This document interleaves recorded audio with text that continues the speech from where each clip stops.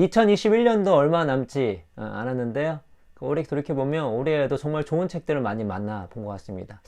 그 책들 중에 뭐 최고 수준의 책 한 10권 남짓 되는 것 같고, 그 중에서도 올해의 책이라고 꼽을 수 있는 책은 저 개인적으로는 지금까지는 2권 정도 꼽을 수 있겠습니다.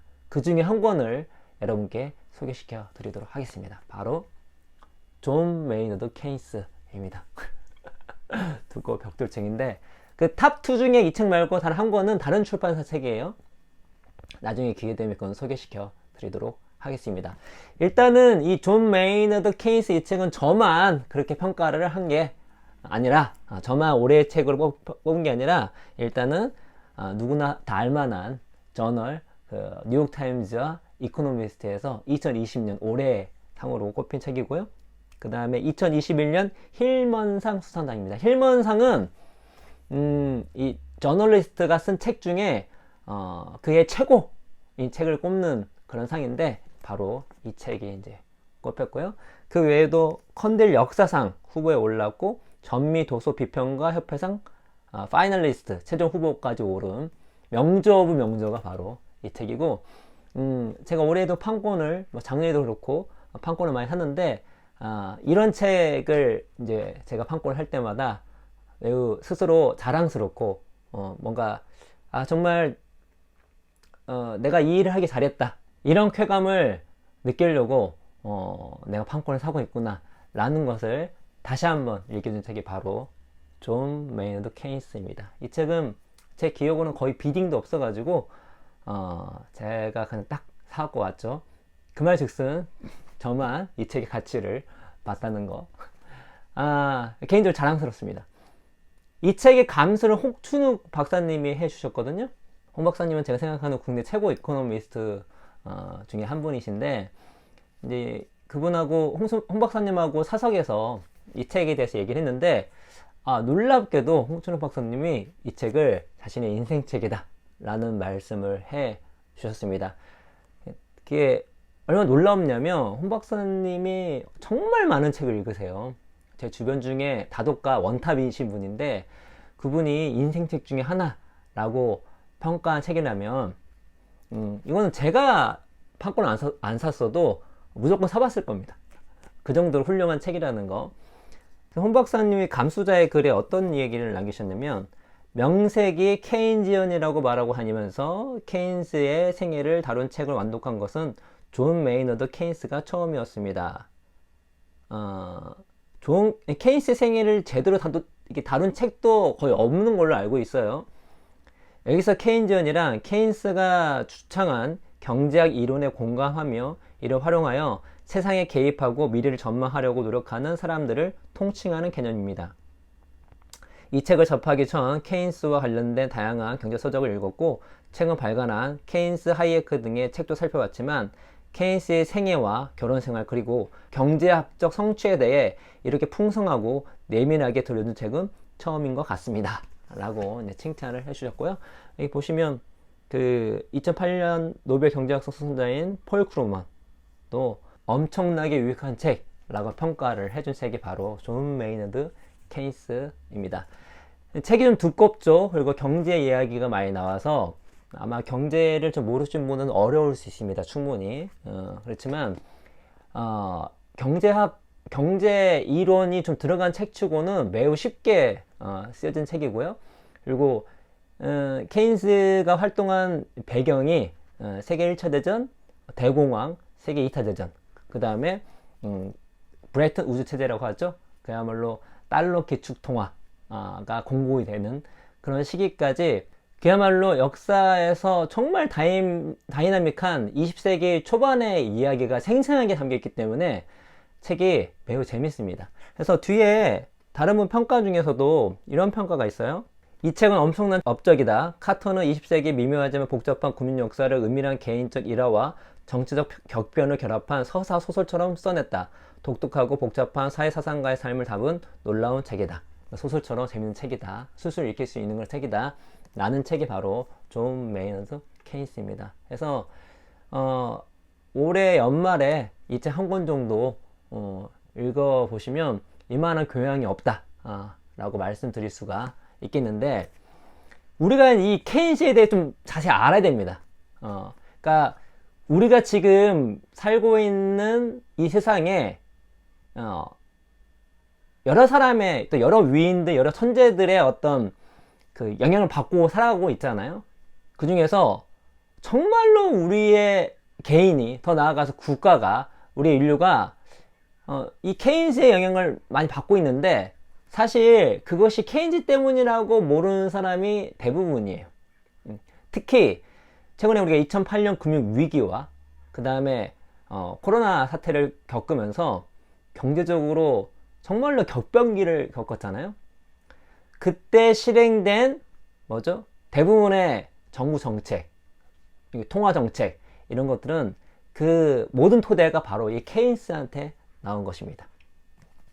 그런데 케인스 이 책을 읽어보시면 이제 아시겠지만, 원래부터 그런 식으로 생각한 거를 케인스가 완성한 게 아니라요, 그거 정반대로 대부분 생각했는데 그 패러다임을 깨고 나온 게 이 케인스의 이론이어서 대단한 겁니다.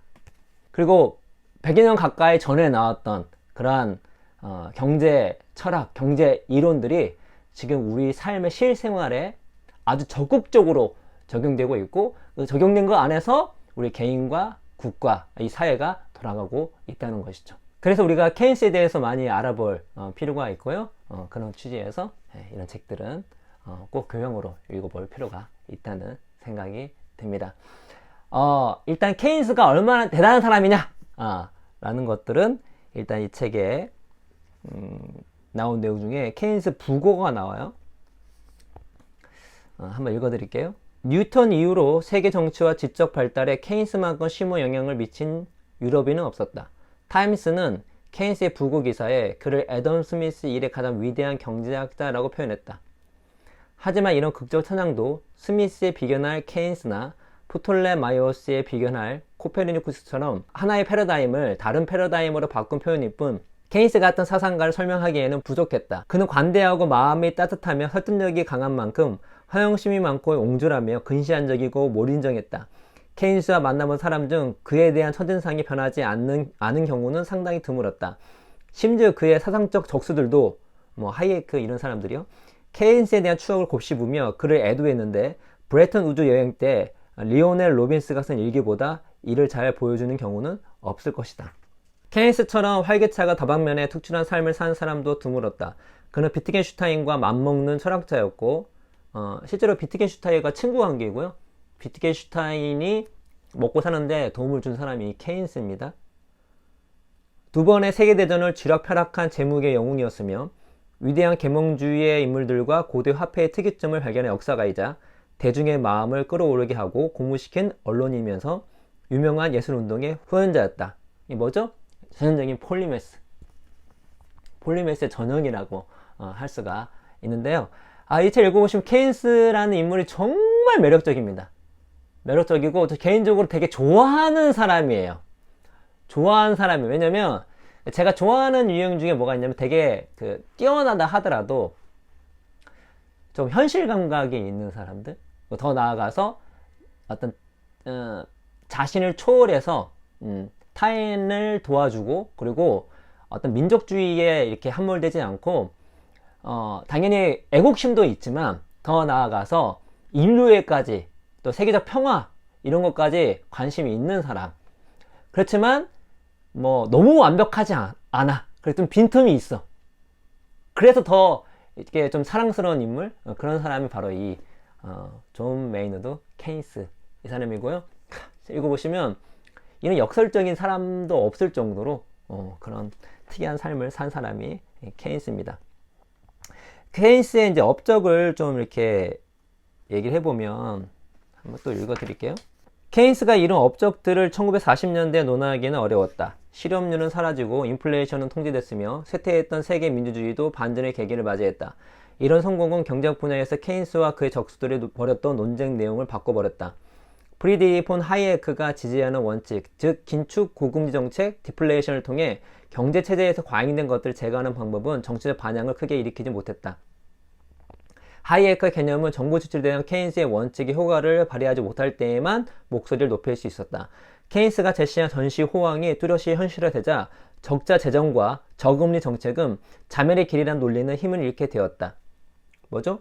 우리가 2008년 금융 위기 때 그리고 코로나 때 적자 재정과 저금리 정책, 양적 완화 이런 정책들을 실행했죠. 그런 실행을 처음 제시하고 그것이 어떻게 될 것인가에 대해서 처음 인사이트를 통찰을 보여준 사람이 바로 이 케인스입니다. 초기에는 케인스 이론에 의구심을 가졌지만 뉴딜의 성공을 계기로 생각이 바뀐 폴 사무엘슨은 이렇게 말했다. 전쟁이 끝날 무렵에는 경제학계 학자들 전체가 케인스 추종자가 되었다. 이 말이 과장만이 아니었다. 1931년에 하이에크를 런던 정경대학 교수로 영입하고 맥밀런 위원회에서 케인스와 몸싸움까지 벌였던 보수 경제학자인 리오넬 로빈스도 케인스와 겪은 불화를 학자로서 내 경력의 가장 큰 실수라고 한탄하며 직접 맞닥뜨린 증거 앞에서 자신의 주장을 공식적으로 철회했다. 시카고 대학의 젊은 경제학자인 밀턴 프리드먼은 연방정부는 돈을 새로 발행해서 적자 비용을 조달하는 한편 완전 고용이 이루어졌을 때에만 예산 균형을 맞춰야 한다고 주장했다. 일반 대중에게 긴축과 디플레이션은 곧 대공황을 의미했다. 또 유럽과 미국의 정부 관리들에게 전시 호황은 케인스가 주창한 정부 지출과 인플레이션 통제의 결과로 인식되었다. 케인스의 사상이 실효성이 없다는 주장은 더 이상 통하지 않았다. 우리가 이제 위대한 사람의 여러 가지 전기를 보면 와, 이 사람 천재다 하는 사람들이 있잖아요. 근데 제 개인적으로 옛날 말고 근대의 인물 중에 이만한 천재가 있나? 그런 임팩트를 주는 사람이 바로 이제 아인슈타인, 그러니까 뉴턴 이런 사람인데 거기에 준하는 사람, 다른 의미에서는 거의 동급이라 생각할 정도로 대단한 사람. 오히려 어떤 능력의 스펙트럼은 또 그 두 사람 대단하니까 아무튼 거기에 준하는 정도의 사람이 이 존 메이너드 케인스라는 것들을 이 책을 읽고 더 새삼스럽게 알게 됐습니다. 일단은 이 존 메이너드 케인스는 이 세상이 돌아가는 거에 대한 어마어마한 통찰을 갖고 있는 사람이에요. 감히 진짜 그 당시에 날고긴다는 사람조차 생각하기 어려운 것들을 생각해내고 실제로 그런 것들을 해결하기 위한 그런 방법과 이론을 제시하고 더 나아가서 그런 것들을 실제로 적용시키기 위해서 자기가 할 수 있는 많은 이 협상, 정치력 혹은 놀라운 글발로 자기 생각을 관철시키려고 노력하는 그런 매우 현실적인 천재라고 해야 될까요? 그런 사람 중에 한 명이 바로 이 존 메이너드 케인스인데, 책에 나오는 통찰이 정말 여러 가지가 나오는데 그 중에 몇 가지만 여러분께 한번 소개시켜 드리도록 하겠습니다. 즉 자신의 경력을 시험에 보고자 떠난 여행이었다. 약 3년 전 케인스는 평화의 경제적 결과라는 책을 써서 대전이 끝나는 시점에 평화의 조건을 내건 베르사유 조약을 전면 공격했고 그로 인해 영국 정부와 의회에서 쫓겨난 바 있었다. 케인스는 책에서 1919년 이루어진 평화회의에서 영국 정부가 노린 은밀한 술책을 폭로했고 베르사유 조약에 따른 재정적 조치로 유럽의 경제가 몰락하고 독재 정치와 전쟁으로 내몰릴 것이라 전망했다. 케인스와 출판사 모두 전혀 예상치 못했지만 이 암울한 책이 세계적 베스트가 되면서 케인스는 단번에 유럽 귀족들과 미국 사교계의 유명 인사가 된다. 이후 3년간 영국에서 무자비한 실업 사태가 노동자들의 파업에 불을 붙이고 이탈리아 전역에 폭동이 일어나고 독일에서 대대적인 정치인들의 암살이 자행되는 등 케인스의 예측이 예언자적 기운을 발하자 그의 명성은 더 높이 치솟았다. 뭐죠? 한마디로 히틀러와 무솔리니의 등장과 2차 세계대전이 발생할 수 있다는 것들을 미리 예견한 사람이 바로 이 케인스입니다. 어떤 의미로 그런 얘기 했는지 책을 읽어보세요. 매우 기니까 읽어보시고, 또 다른 통찰을 보시면 1923년 12월에 출간된 케인스의 화폐통화 개혁 법안은 전작과 마찬가지로 충격적인 개념들로 가득하고 놀라운 정도로 전문적인 서적이었다. 케인스는 독자들에게 국제 채무 계약이 갖는 신성함뿐만 아니라 국가 간 자유 교류의 토대를 확립한 세계 금융 시스템 전체가 철폐되어야 한다고 전했다. 그는 오랫동안 건전한 경제적 판단의 근거가 됐던 근본이 되는 평화와 번영을 막는 걸림돌이자 시대 정신 및 시대의 요구들과 양립할 수 없는 미개한 유물이라고 주장했다. 케인스는 19세기 자본주의에 신성했던 교리들을 하나씩 겨냥했다. 세상이 변화를 맞이하고 있었다. 당시에 매우 신성하게 여겼던 근본위제의 문제점을 정확하게 깨뜨려 본 사람이 이 케인스였고, 결국에는 근본위제가 폐지되는 데에 경제 이론적 토대를 제공하고 또 열심히 정치 활동을 했던 사람이 바로 케인스입니다. 일단 케인즈 통찰에서 또 하나로 볼 수가 있는 거는, 그 케인즈가 그전 어떤 학자들이 보지 못한 화폐 제도, 돈의 중요성과 돈이 어떤 의미인지와 경제와 정치는 결코 분리할 수 없다 라는 것들을 이제 알게 됩니다. 스미스와 다른 사상가들은 화폐 제도의 발전과 돈의 발명을 혼동해서 오판했던 것이다. 케인스는 화폐 제도를 그리 중요할 게 없는 대담한 허영심의 파편일 뿐이라고 말했다. 돈은 훨씬 더 오랫동안 대리물 형태로 존재했었다. 돈의 진짜 중요성은 정부가 수천 년 동안 장부, 두루마리, 점토판의 채무와 법적 이행 의무를 구분해서 기록해온 회계 단위였다는 점에 있다. 강력하고 정교한 경제 시스템을 가진 제국은 화폐를 전혀 사용하지 않으면서 발전해 왔다. 게다가 국가들은 항상 적극적인 통화 관리를 통치의 기본 조건으로 삼아왔다. 그들은 보상이나 처벌의 일환으로 채무를 부과하고 폐지했으며, 순진한 상대를 속이기 위해서는 물론이고 무역을 촉진하거나 사회적 긴장을 완화하는 방편으로 화폐 가치를 낮추거나 통화의 측정 단위를 개편해왔다. 1920년대 정통 경제학자들은 인플레이션을 자연 질서를 전복시키려는 국가의 부족한 시도로 간주했지만 이 방법은 기록된 역사의 거의 모든 시기에 꾸준히 발생해왔다. 케인스는 결국 이렇게 알게 된 사실들을 국가 중심의 통화 이론을 엮었고, 이것이 곧 화폐론의 근간이 되었다. 그는 돈이란 본질적으로 정치적 수단이라고 주장했다. 이게 이 당시에 어느 누구도 거의 생각하지 못한 그런 통찰력입니다. 돈이란 본질적으로 정치적인 수단이라고 주장했다. 특히 이 당시에는 자유방임주의, 그리고 장은정부, 또 경제는 정치와 완벽히 분리됐다 라는 어떤 이게 그 개념이 있었는데, 그렇지 않다는 것이죠. 금이건 종이건 그 무엇이건 어떤 물질을 돈으로 할 것인지, 또 어떤 물건을 국민과 정부가 유효한 지불 수단으로 받아들일 것인지 결정할 주체는 국가였다. 그러므로 국가는 돈을 만들었고 그 가치를 항상 규제해왔다. 돈에 대한 이러한 권리는 모든 현대 국가가 주장해왔으며 그 역사가 좋기 4천년은 된다. 금이 경세자적으로 중요해진 것은 비교적 최근 일로, 실질적인 중요성은 최근 수십 년간 임의적으로 부각되어 왔다. 통화 안정의 진정한 원천은 금을 교환 매체로 선택한 정치 권력의 공적 정당성이 있었다. 정치 권력 없이 돈은 아무 의미가 없었다. 그런 의미에서 이게 확장된 게 뭐죠? 이 기축통화.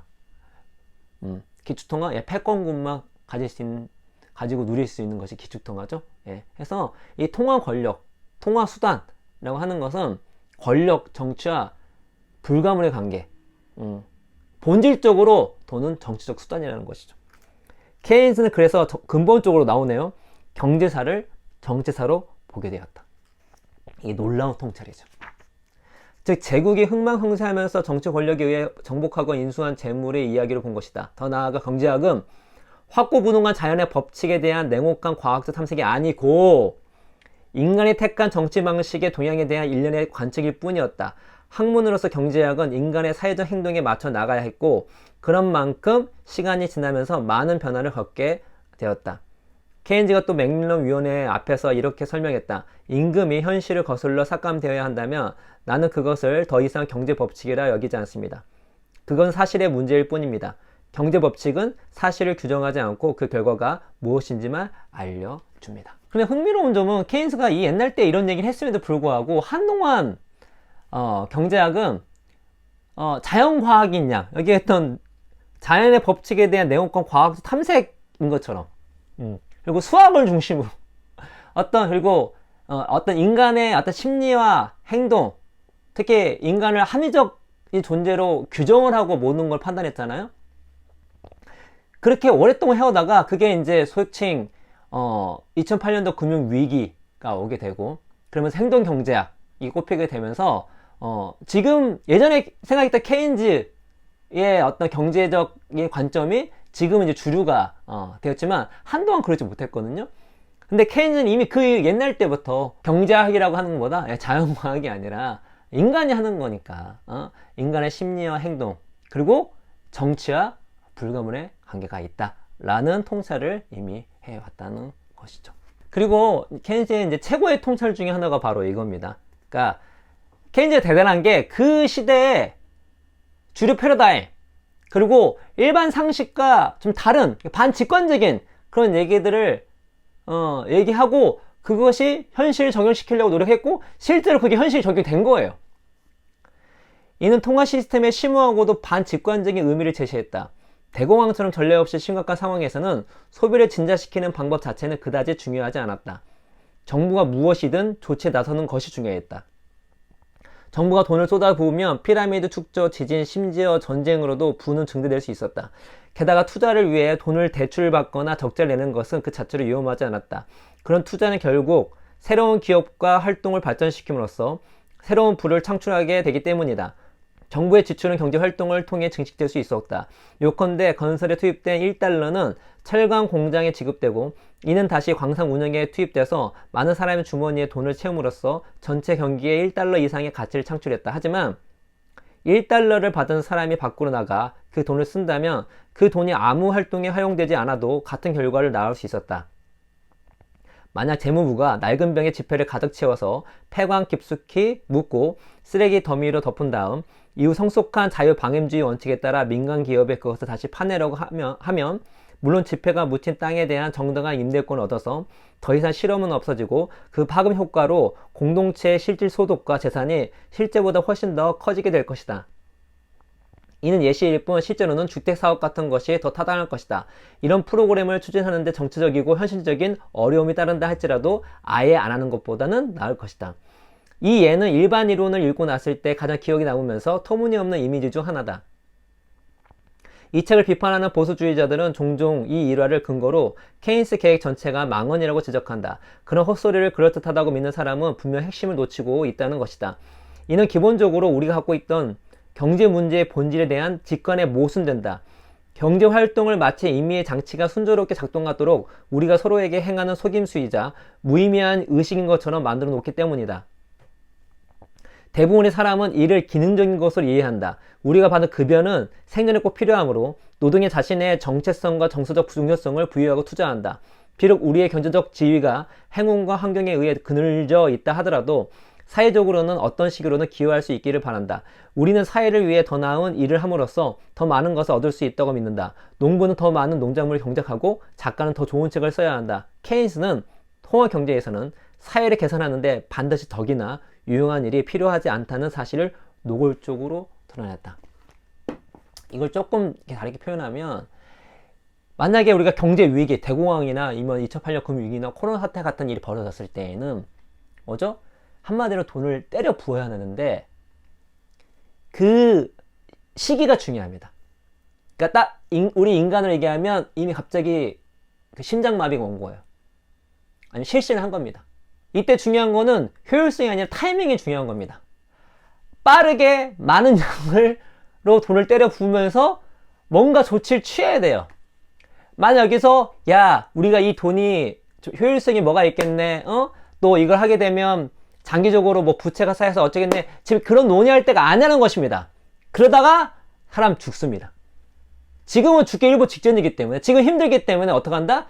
빠르게 조치를 취해야 된다. 그것이 어떤 것이 할지라도 비유적으로 뭐다? 낡은 병에 지폐를 가득 넣어서 채광에 묶고 세미를 덮인 다음에 그거를 파내는 일을 한다 할지라도 실제로 이제 비유를 든 거죠.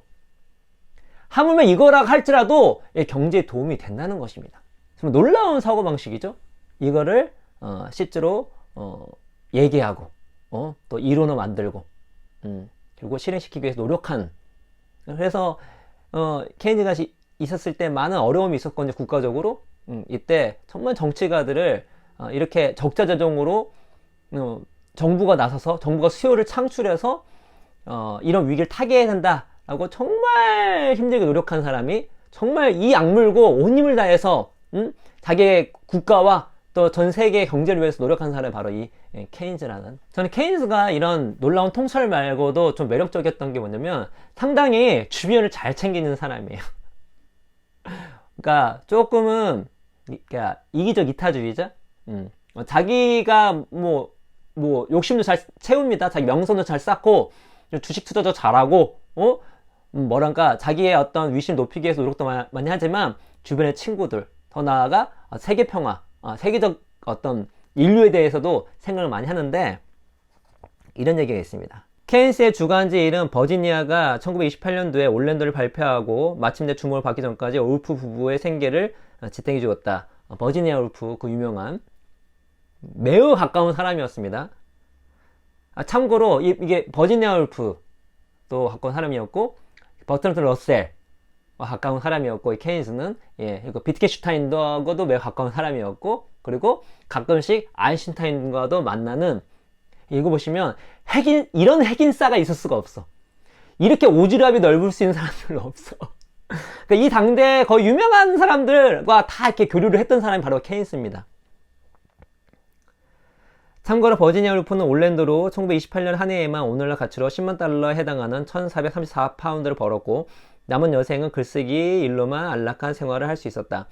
그 일은 버지니아에게 생계 이상을 의미했다. 레너드는 편집자로서 리튼 스트레치, 클라이브 벨, 로저 프라이, 버니 가넷 등 오랜 친구들에게 일을 주었고, 그러면서 네이션은 점차 블룸즈버리의 목소리를 대변하게 되었다.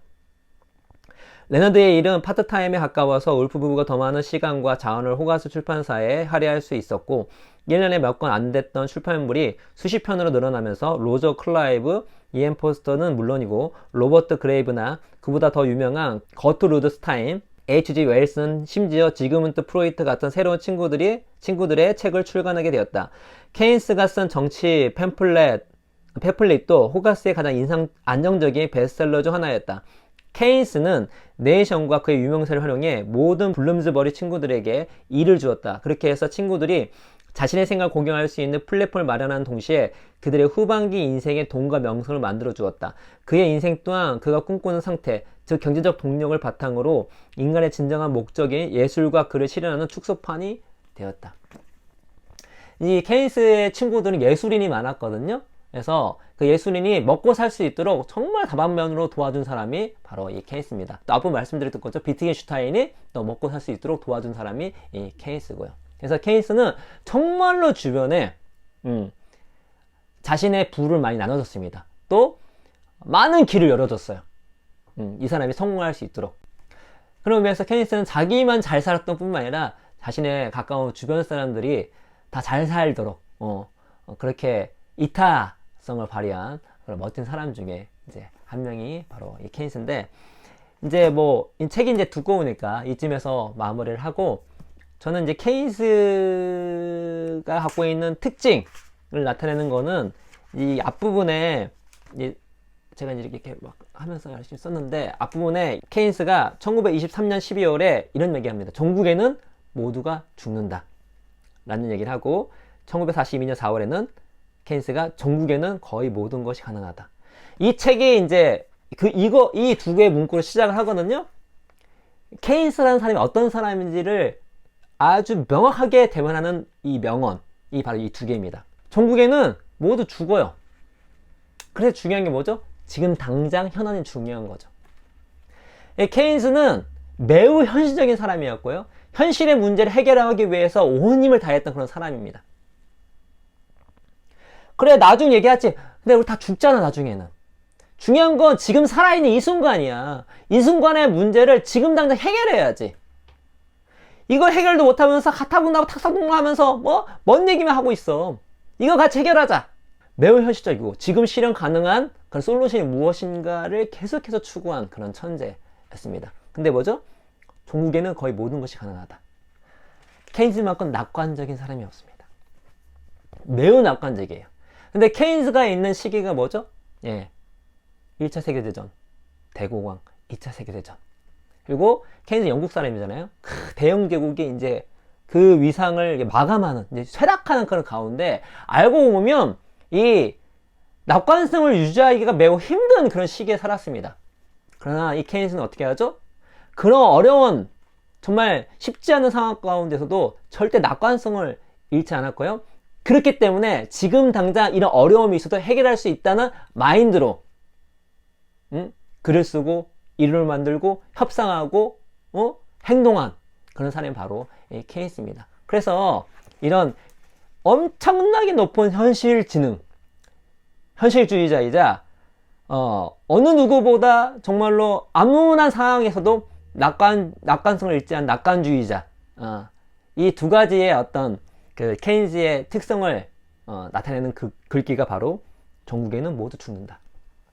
종국에는 거의 모든 것이 가능하다라는 이 두 가지의 문구가 아닐까 생각이 듭니다. 그래서 정말 케인즈 매력적인 사람이고요. 케인즈를 통해서 우리가 경제적 이론에 대한 공부뿐만 아니라 케인즈가 활동했던 그 시대, 역사에 대해서 알 수 있는 책이 바로 이 존 메이너드 케인스입니다. 그래서 올해 가기 전에 한 번씩 읽어봤으면 좋겠다는 말씀을 드리면서 오늘 이야기는 이것으로 마치도록 하겠습니다. 여러분 감사합니다.